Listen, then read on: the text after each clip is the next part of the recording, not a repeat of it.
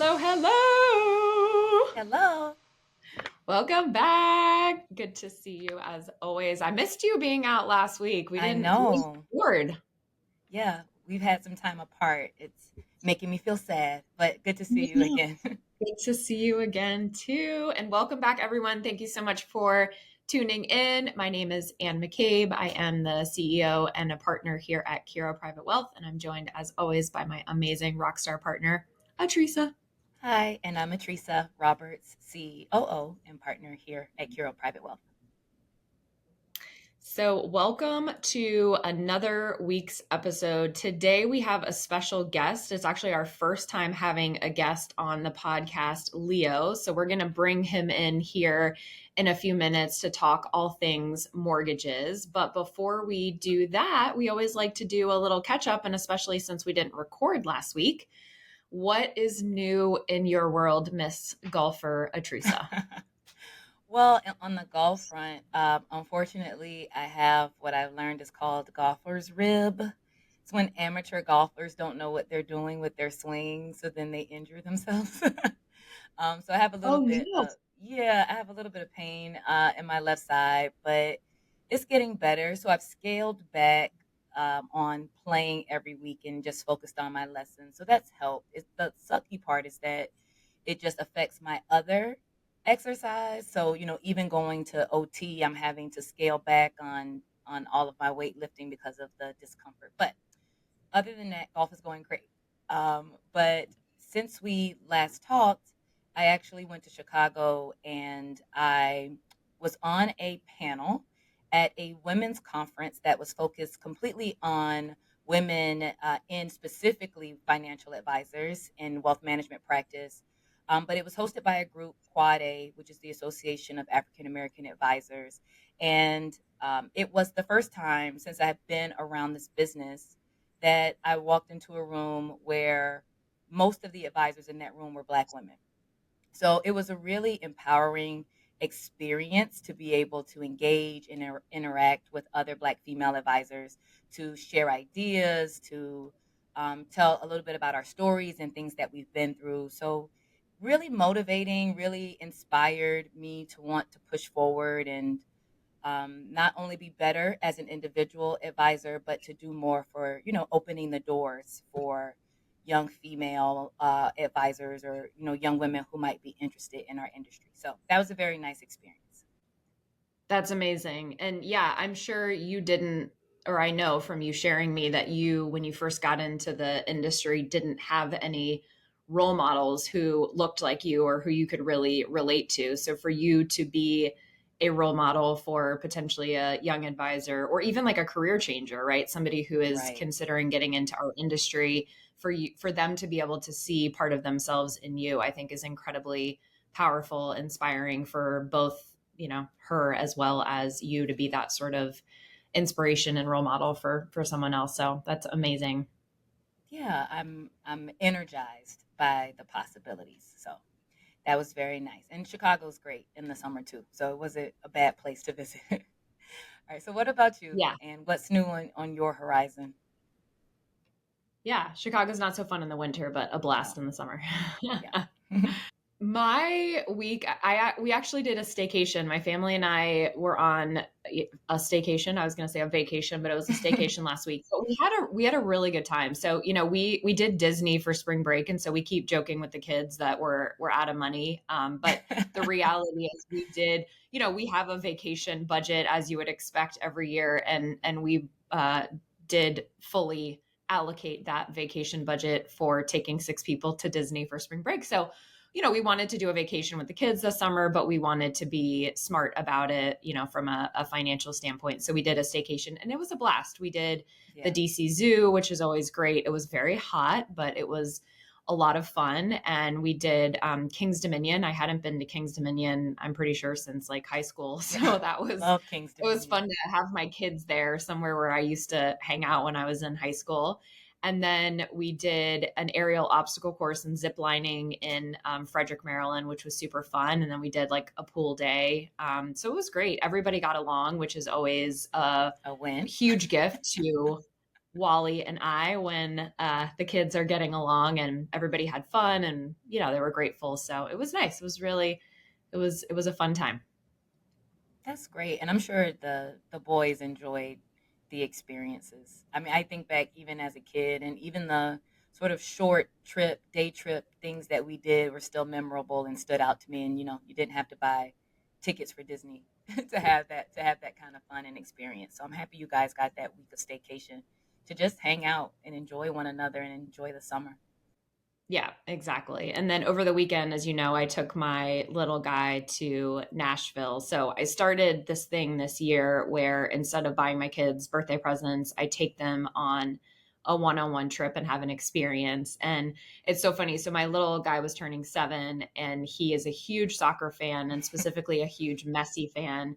And so months ago, I bought tickets for the Miami Nashville game. So, bought plane tickets and hotel and all the things, only to find out like 3 days before the game that Messi was supposed to play in the Copa America for Argentina.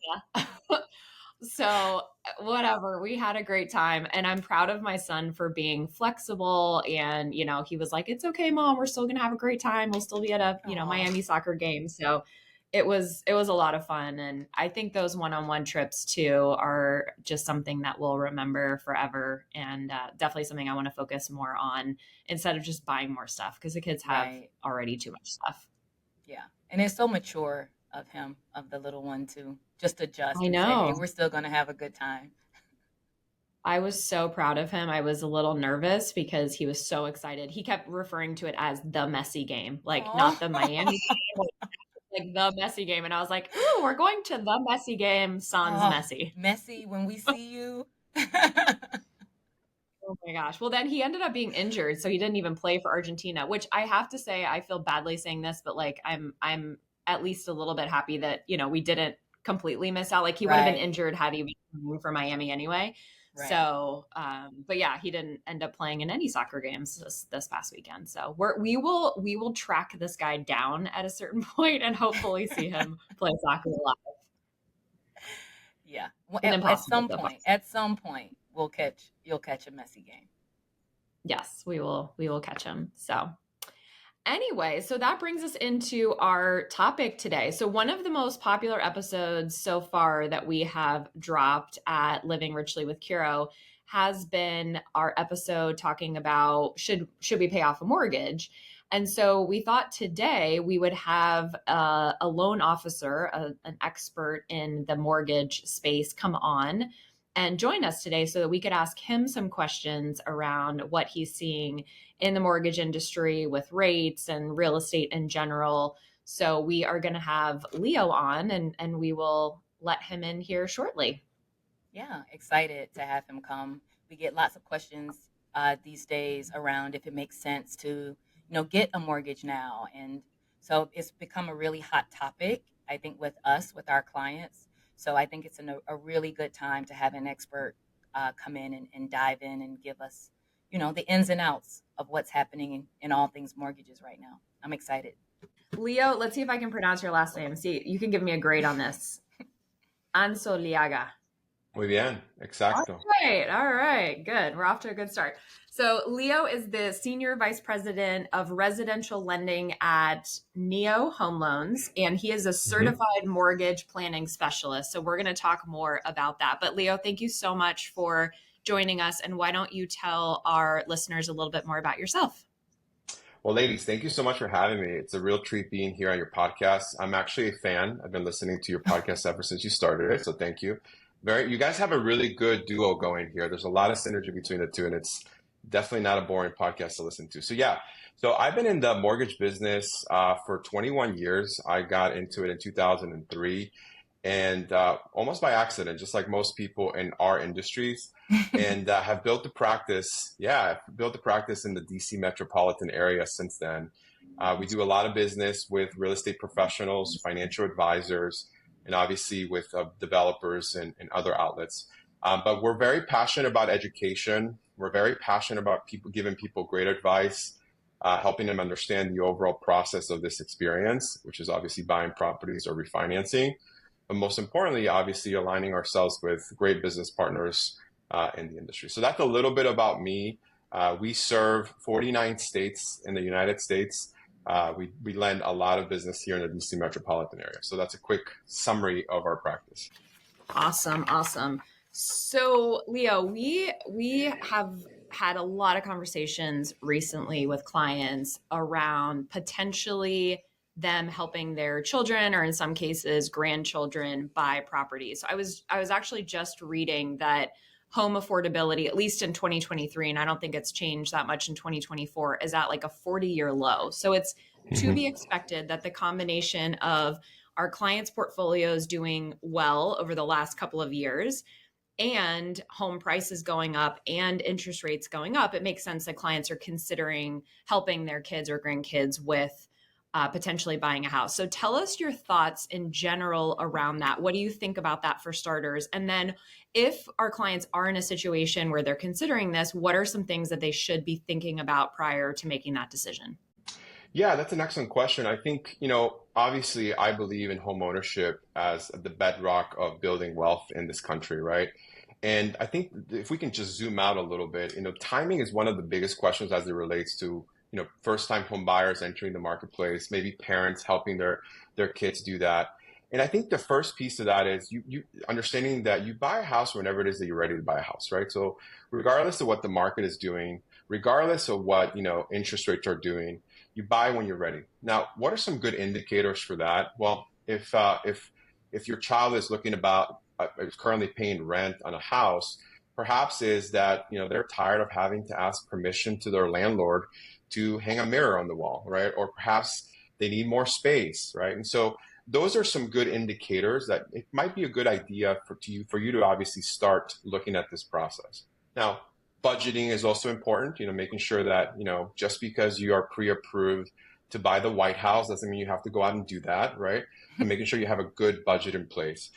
Now, once you kind of get past those components, as a parent, there's a couple of options, right? You guys have talked a little bit on, gifts in the past and other conversations. So I would encourage listeners to go and listen to, the gift tax and, that information. But being able to finance this transaction with your children is also an option. So let me help you understand that. A consumer, a parent, can actually purchase the property. The proper terminology is called a non-occupying co-borrower. In other words, they can go on the loan with their child and essentially help them purchase the property as their primary residence, even though they are not investing or living in the property themselves, right? And so that is probably the most common way for a lot of these first-time home buyers, the kids of your potential clients, are able to do this. Now, again, it goes back to the timing piece. You do it when you're ready. And it also goes back, obviously, to the budget. Because just because mom and dad can help you qualify for more, you want to make sure that we obviously have food with our meals, right? Make sure that our budget is in place and we're not house poor in that equation. So that's a quick synopsis and a quick tip that I give parents that are thinking about helping their children with this investment. Interesting. Yeah, so in that situation, Leo, does that still count as a primary residence for the kid or grandkid, even though, like, let's say the parents have another property, so that they would still get the pricing as if that were their primary residence? Yes, that's correct. The actual terminology is it's called a non-occupying co-borrower, which essentially, if my child was obviously buying a property and I would go on the loan with them, they would be able to qualify, for the primary residence pricing. That's correct. And because you mentioned the primary residence pricing, can you talk a little bit about the difference, right? The difference in mortgages for primary residence versus a second or vacation property? Yeah, absolutely. Everybody's story is very different, right? So again, proper planning prevents poor performance, right? So you want to make sure that you obviously understand how this entire picture fits into your overall financial strategy. And I think you guys are obviously incredible at that and giving guidance to your clients. But the difference between a primary residence buyer and an investment buyer, or even a second home, literally has to do with the story of that particular consumer. So let me give you an example, right? If I'm buying my first house, obviously I'm going to be putting as low as potentially 5 to 7% down in that first investment, with the hopes to be able to gain equity on that property and then move those assets, part of those assets obviously into the actual home and maybe obviously allow, the financial advisor to manage the rest. Okay. Now, when you look at investment property or perhaps building a portfolio of properties to either create cash flow or look at appreciation, the investment right obviously could make sense. Well, there are different requirements and different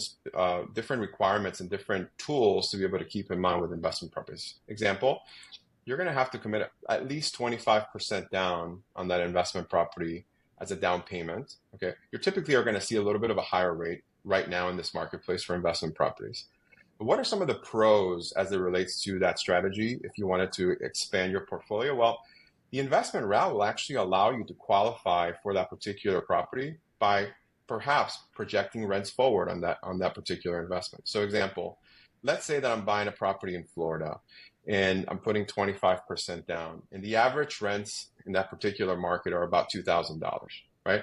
Well, the agencies will allow me to actually project that rent forward, right? 75% of that rent to be specific, to be able to offset the liability when I qualify for that mortgage, right? And so that allows an investor to start building their portfolio one piece at a time, but at the same time, obviously qualifying based on the future rent. So that's a really, really unique way to kind of compare the two, the primary purchases and obviously also the investments. All right, Leo. So the other big topic that we really can't get away from right now is rates. Everybody is talking about how much rates have come up, how high mortgage rates are. We were spoiled for so long with very low interest rates that were arguably not normal, right? But that's that's what everybody is anchoring to. So we have a lot of questions for you around rates in general. So first of all, tell us, what are we looking at for mortgage rates right now? And what is your outlook for where rates may go in the future? And then, you talked a little bit about the timing, but we would like to know what you think about, is it a good time to be buying? Is it something that people should hold off on because of the rate situation? And what do you think will happen when rates eventually do come down? Wow. Okay. I'm gonna try to tackle all of them one by one. Let's start with interest rates because I think that's the number one topic that a lot of consumers are thinking about, right? But I think context is extremely important. You touched a little bit on this a little bit ago, and if we just were to zoom out, perhaps just over the last 4 or 5 years, okay? January of 2020, interest rates were hovering somewhere in the high threes, low fours, okay? And February of 2020, they started to drop into historic lows of roughly about 2%. I remember locking a VA loan at 1.25% during that time. Wow. So that gives you context in terms of where we were during the pandemic, okay? Well, fast forward to October of 2021, okay, when we started to see interest rates go up, okay? And they started to accelerate pretty fast and reached a peak in October of 2023, okay? The average interest rate last year in October of 2023 was 8.5%. So as you can imagine, consumers, right, from a context standpoint, don't necessarily understand like why that speed of increase for rates. Well, the simple answer is inflation, right? Inflation started to increase and interest rates follow suit. Now, current rates right now at the time of this recording, somewhere in the high sixes, low sevens, okay? Now, if we zoom up even further, I mean, historically speaking, I mean, that's roughly where interest rates were before the liquidity crisis in 07 and 08, right? And I think that's important to note for the consumers that are perhaps never done this before. That's essentially what the norm was, but certainly much higher than where we were even 3 years ago, okay? So what does that mean for us moving forward? Well, do I think interest rates are going to come down? I do believe so. I believe that most economists would argue that over the next year or so, perhaps more, I mean, you guys would obviously know better, we're going to start to see inflation come down, right? So the Fed action, what the Feds have been doing over the last year by increasing the federal funds rate, which is their favorite tool, by the way, to tame inflation, okay, is starting to see a little bit of hope, okay? And so as we see inflation come down, we're going to see interest rates follow suit. Then there's a lot of technicalities behind that as to why. The proper terminology of that is called flight to safety, right? Money is going to come out of stocks and into bonds and treasuries. The reason why a lot of economists would argue is because we're probably going to see some sort of recession at some point in the future, right? But needless to say, rates should come down somewhere The Fed futures show in the mid fives to high fives. Okay. Now, what does that mean in terms of timing? Because I think that's the second piece of the question that you asked, right? Like a lot of consumers want to time the market. Should I do this now? Should I wait? Should I invest in real estate now? Should I actually wait until rates come down? Well, again, you buy real estate when you're ready, right? Regardless of what the market is doing. You invest in real estate when it makes sense for you financially, when the plan that you've put together with your advisors align in that timing. You do it when you're ready. But something interesting to note in this particular market right now is this, and it's the relationship between household formations as it relates to overall inventory. So not to give a history lesson in your podcast here, monopolize the time, but simply put, in the late 80s and early 90s, there was a huge spike of births. A lot of people were born during that time, okay? And a lot of those individuals started to invest in real estate for the very first time in late 2019. How many? 14 million more households were formed for almost 3 million fewer homes available. So even before the pandemic, okay, we had more buyers available than inventory in the overall market. Well, enter 2020, less people are selling homes, more people are flooding the markets, double-digit appreciation in homes. And that carried forward until October of 2022, right? When we started to see interest rates go up. Now, what happened during that time? Did people just get out of the market in general? No, a lot of consumers started to put their search on hold. They were hoping for interest rates to come down, and quite the opposite happened. But even at its peak in October of 2023, when rates were at 8.5% in our immediate market, and I would argue the majority of the country, we still saw multiple offer situations, right? Why? Because there was just more demand for the overall supply.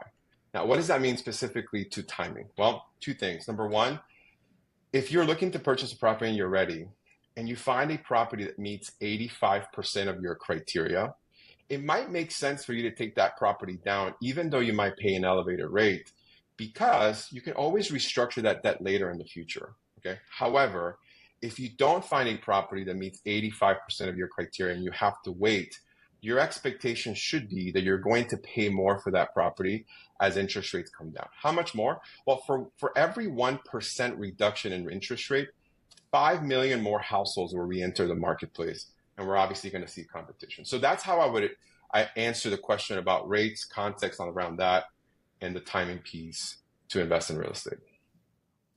Yeah, I'm so glad you brought that up, Leo, because I think that's part of the equation that people are missing out on. They're saying, oh, well, I'll wait to get into the market. I'll wait to buy a house until rates come down. Yeah, but what does that mean for prices? To your point, there are a lot of other people in that situation. So when rates start coming down, demand is going to go higher. And it's not like I think supply is going to exponentially increase when that happens. So I think that's a really, really good point for people to keep in mind. And I love that you gave guidance of the 85%. That's really helpful because it's good to know. Obviously, we're not going to get exactly perfectly what we're looking for, but thank you for sharing that 85% sort of guideline, because I think that's really helpful. If you find a property that meets 85% of your needs and your non-negotiables, then you better hop on that property, assuming it fits in your financial plan and you can afford it, et cetera. We do want you to touch quickly, Leo, on talk about the 30-year fixed mortgage, but then also ARMs. Like, how do ARMs work? What's a quick explanation of those? Because I think as rates have gone up, we've seen more people taking ARM loans. So just what are your thoughts on those in general? And then how do they work? Yeah, so a 30-year fixed by definition is a fixed interest rate that's going to be fixed for the life of the loan, right? So 30 years. And the majority of consumers usually lean in that direction because, quite honest, they don't necessarily understand adjustable rate mortgages, okay? And it also has to do with overall tolerance of risk, okay? An adjustable rate mortgage, by definition, is a rate that adjusts after a fixed period of time. So let's call it a 5-1 ARM, an adjustable rate mortgage. It's fixed for 5 years, but then it starts to adjust once a year, every single year after that, based on the current index for that particular loan. Now, what are the pros and the cons between the two? Well, the 30-year fix is most common because people just don't want to think about, keeping track of the adjustables, right? They don't want to, they're worried that what if this thing were to balloon? What if this thing were to go up substantially after that fixed period? I don't want to have to worry about that.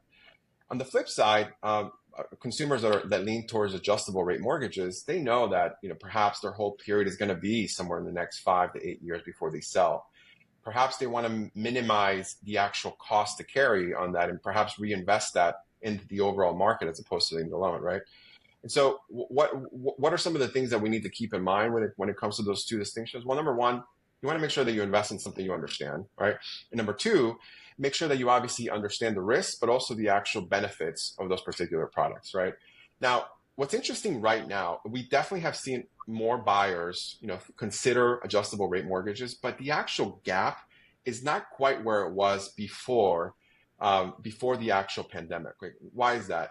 Well, most economists and most servicers believe that interest rates are going to come down and a lot of these loans are going to be paid off, right? And so typically on an ARM compared to a 30-year fix, the gap was a lot larger, right? Example, you were at 6.99 on a 30-year fix and perhaps at 6.25 on an ARM or 5.99 on an ARM. That investment makes a ton more sense than perhaps the gaps that we're seeing now. But simply put, an adjustable rate mortgage versus a 30-year fix boils down to your overall philosophy and your overall tolerance for risk. And that's a quick synopsis on how those two work. Yeah, and I'm going to toot your horn real quick because I know you won't do this, but one of the other things I would add that's really important if you do consider an ARM is to work with a loan officer, one who is a true professional and a specialist in this area, and two, who will be around. Because one of the things you all do, Leo, and your team is you're looking at your clients' mortgages every year, and you're looking at the rates, and you're looking at whether or not it makes sense to consider refinancing. So I think that's a really important component as you're considering who is the professional you're going to work with, is working with someone who has their eye on it, so you don't have to worry about it. So I will toot your horn on that because I think that's a really important component. Thank you for that. That's accurate. Thank you. Yeah, well, you talked a little bit, I think you touched on it very briefly about, down payments. I think you mentioned it when you talked about the second property or the investment property. But let's just talk about it just in general. I know that the standard is typically people think of a 20% down payment. Just share a little bit with our listeners the effect that the down payment has and the changes if it's less than what we think of as that standard 20% down payment. Yes, down payment is a great topic that a lot of consumers have questions on. The down payment piece, specifically, let's start with just first-time home buyers, right? On average, most first-time home buyers are committing anywhere between 3 to 7% on that investment for the very first time. They don't necessarily have 20% to put down on that particular transaction, because the goal here is for them to be able to move from that property in about 5 to 8 years and take that equity and move it to the next property and invest, some of it as well. Now, with move-up buyers, people that have perhaps outgrown their space, right? Especially over the last 4 years, where we've seen obviously equities almost triple, right? Because of the pandemic. Clearly a consumer can obviously put more money down on that particular transaction. So here's my advice to consumers that are thinking about buying real estate and perhaps committing 20, if not more, on those particular transactions. It boils down to the philosophy of cash, okay? So a lot of times consumers, think that just because they're putting more money down in that particular investment, that is the best use for funds, right? Well, maybe, right? Maybe that is, right? Maybe you value return on life over ROI on that particular investment. Maybe you want to make sure that you keep your payments as low as possible because you know that perhaps in the next couple of years, you're going to have different variables that are going to enter the actual marketplace, okay? Others say, you know what? I don't need to commit 20% down in this transaction. I'm only going to be here for the next 6 years. I'm going to take half of this, give it to my financial advisor to be able to reinvest it in the overall market and perhaps get a better rate of return for me and have more liquidity available should I decide to obviously leave the area, et cetera. So it's on a case-to-case basis, but I think overall, it boils down to your overall philosophy of cash. So now, are most first-time home buyers putting 20% down? No. Are most move-up buyers putting 20% down? Yeah, more often than not, right? But also, it actually boils down, like I said, to your overall tolerance of risk, your overall philosophy of cash, but most importantly, obviously, the overall advice. And I want to touch on a little bit of what you said earlier, Andrew, because I think this actually also piggybacks well here, right? A mortgage is one slice of your overall financial picture. I think oftentimes we actually divide that up, right? We divide this up and say, hey, I have a great rate, great payment, great cash to close. perfect. How does that actually blend with the overall financial strategy that your advisors have put together for you, right? Because oftentimes it might make more sense for you to put a little bit less down and make sure that you are, funding your investments, at a much higher rate of return, right? So those are critical pieces to understand and making sure that you understand in your overall financial picture. And hopefully that answers the question about the down payment. No, absolutely. And it's so important. I think it also harkens back to our conversation around whether or not clients should pay off a mortgage. I think a lot of it comes down to opportunity cost.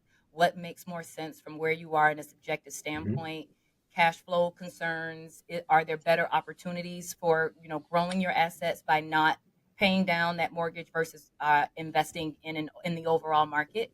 So I think that's absolutely great advice and recommendation for clients, and just also highlights that it really is a case by case basis. And I think it's really important, as Ann already mentioned, to be working with Mhm. professionals, mortgage professionals, financial planners, and advisors who can help you figure out how those decisions fit into your overall financial picture. Absolutely. All right, Leo. So we could talk for hours more with you, but we do like to try to keep our episodes on around 30 minutes or so. So the last question Yeah. we have for you around mortgages is, let's talk a little bit about credit, because obviously credit is a huge piece of getting a mortgage and getting the most favorable rates. So what kind of advice do you give to clients leading up to a financing transaction around managing their credit, things they should be aware of, things they should be planning for and thinking of leading up to that? Yeah. I mean, credit is probably the holy grail, right? When it comes to investing in real estate. And you'd be surprised how many people don't necessarily know where their overall credit stands. And so, one of the things that I always tell consumers is, nobody wakes up on a Saturday morning and says, let's go buy a house, right? They've been thinking about this for quite some time, right? And so, the first thing I would suggest as it relates to the overall credit question, and even the buying question, is start as early as possible, right?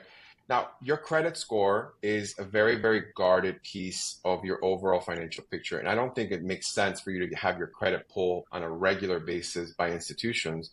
But I definitely do believe that you need to have a credit monitoring system that's constantly monitoring the credit to give you an idea in terms of where the score is. Number two, I think you should have your credit pulled not on a regular basis, but maybe every other year, just to see if there's any errors on that particular credit. Because I can't tell you how many times we've financed and helped consumers finance homes that didn't know they had errors. Maybe their dad had a similar name and the dad had a credit card that was late 2 months ago. And now we're actually scrambling, right? And so proper planning prevents poor performance. And so if you're thinking about investing, doing any type of major purchases, it's important for you to have a very clear picture in terms of your overall finances. And the credit piece is obviously one of the most important ones in that entire process. And on that note, just as a little bit Awesome. of a plug or a resource, every consumer is entitled to a free credit report from each of the reporting agencies once a year. So if you haven't looked at your credit file ever or in a while, you can always go to annualcreditreport.org. It's completely free, and you're able to pull your credit file for free once a year, and that gives you an opportunity. I mean, I don't think it provides the score without a fee. You will have to pay if you want to see the score, but it will at least allow you to see your credit history, and that way you can monitor for those errors that Leo has mentioned. So just a little note there that you can go look at that yourself. Good advice there.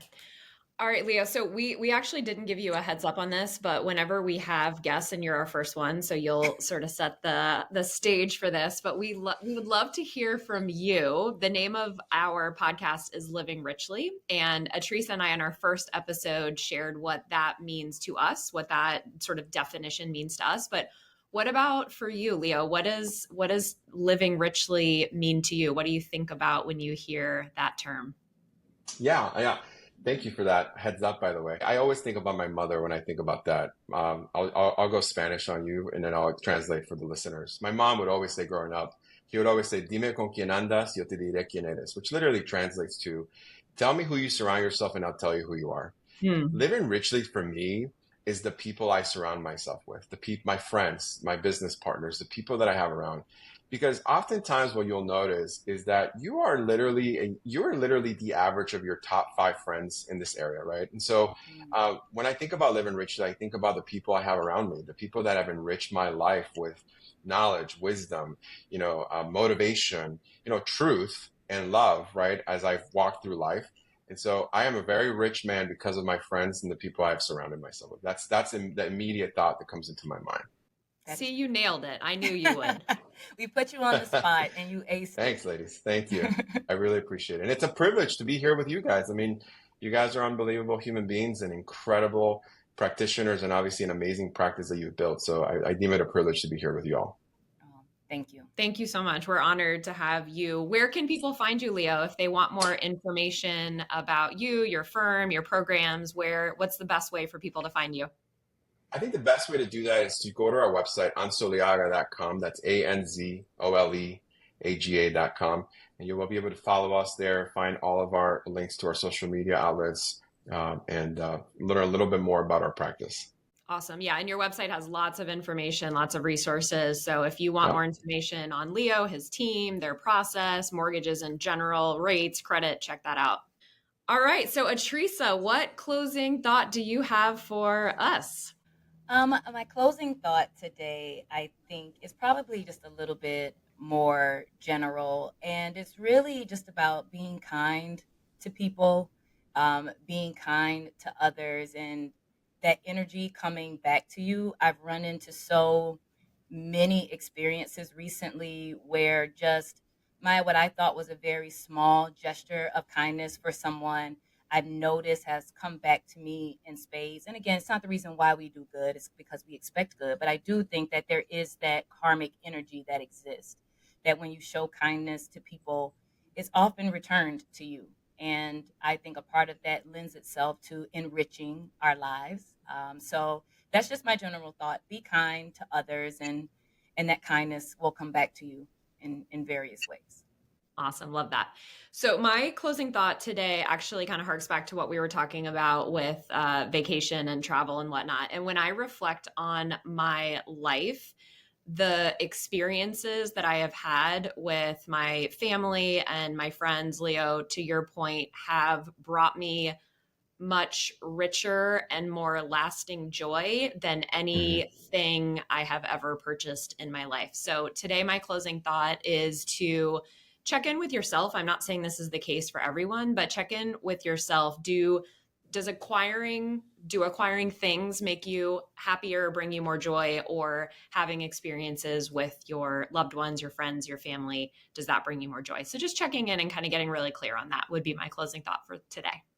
Great thought. I should have that conversation with my credit card. Does acquiring more things actually enrich your life? Yeah. It should be like an alert you can set up anytime you pull your plastic out, like check in. Is this going to bring you lasting joy? Yes or no? Absolutely. Just an extra little. Yeah. All right. Well, that wraps us for this week. Leo, again, thank you so much for joining us. You have provided our listeners with a lot of really interesting and informative things to think about. So thank you again for your time and joining us. Thank you so much for tuning in to another episode of Living Richly with Curo. Please check us out online as well, curoprivatewealth.com. And don't forget to send us your questions. We are offering a $10 gift card to Amazon. If you send us a question that we answer live on air, we want to hear what you're thinking about, what financial questions you have. We would love to answer them for you. So you can send those questions to podcast@curoprivatewealth.com. We would love to hear from you. Please subscribe, share with your friends, give us a 5-star review, all that good stuff so that we can help reach more people. Until next time, we hope you all live richly. Thank you again for joining us, and ciao for now.